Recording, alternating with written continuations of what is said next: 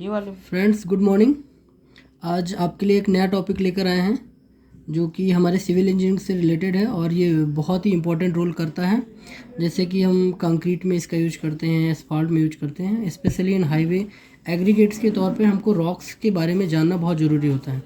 Rocks का क्या use है, उसको हम उसमें क्या क्या टेस्ट होते हैं, ये सब चीज़ें जानने से पहले हमको ये ज़रूरी है कि उसका जो गठन है वो किस तरह से क्लासीफाई उसको कर सकते हैं। तो फ्रेंड्स, जो रॉक होता है वो पृथ्वी की एक पपड़ी का जो ठोस भाग है उन्हीं को चट्टान कहते हैं।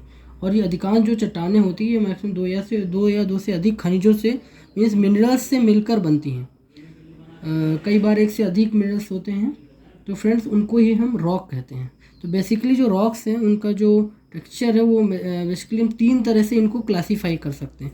जैसा कि यहाँ पे बताया गया फ्रेंड्स, इसको 3 तरह से जियोलॉजिकल क्लासिफिकेशन, फिजिकल क्लासिफिकेशन और केमिकल क्लासिफिकेशन, इन तीनों के फिर अलग अलग टाइप हैं। तो फ्रेंड्स इसको बिल्कुल आसान भाषा में समझेंगे। सबसे पहले जियोलॉजिकल क्लासिफिकेशन, मतलब जियोलॉजिकल के तौर पर क्लासिफिकेशन बेसिकली 3 तरह का होता है।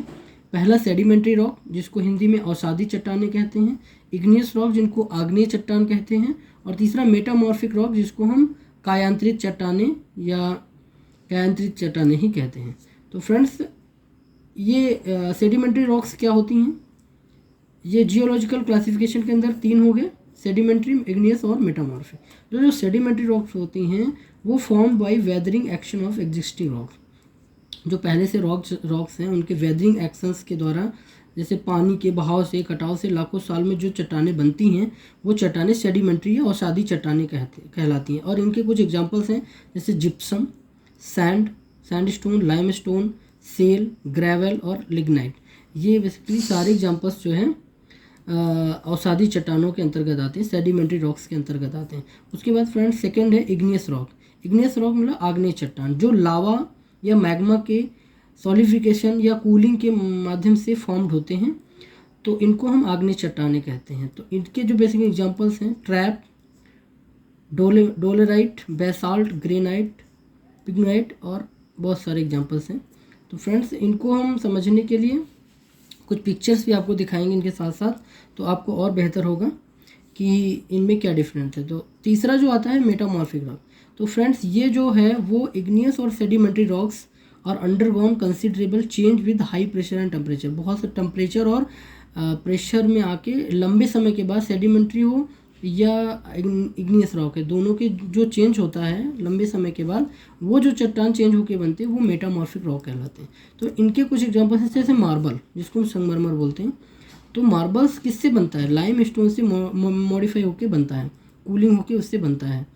प्लस लाइम स्टोन क्या है? सेडिमेंट्री रॉक है, बट इससे जो चट्टानें बनती हैं टेम्परेचर और प्रेशर में, हाई टेम्परेचर प्रेशर में चेंज होके, वो होती है मार्बल। तो ये फ्रेंड्स हो जाता है मेटामॉर्फिक रॉक। इसी तरह क्वार्ट्ज है जो बनता है सैंडस्टोन से, स्लेट है जो कि सेल या मडस्टोन से बनता है। तो ये इसके 3 एग्जांपल्स यहाँ पे दिखाए गए हैं। अब फ्रेंड्स आते हैं फिजिकल क्लासिफिकेशन। फिजिकल क्लासिफिकेशन में बेसिकली 3 तरह का होता है, एक स्ट्रेटिफाइड, अनस्ट्रेटिफाइड और फोलिएटेड रॉक्स।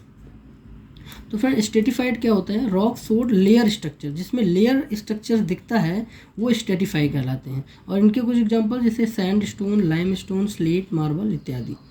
अनस्ट्रेटिफाइड रॉक्स के अंतर्गत वो आते हैं जिनमें लेयर्स टाइप स्ट्रक्चर नहीं होता, does not showing layered structure, can not easily into the thin slabs.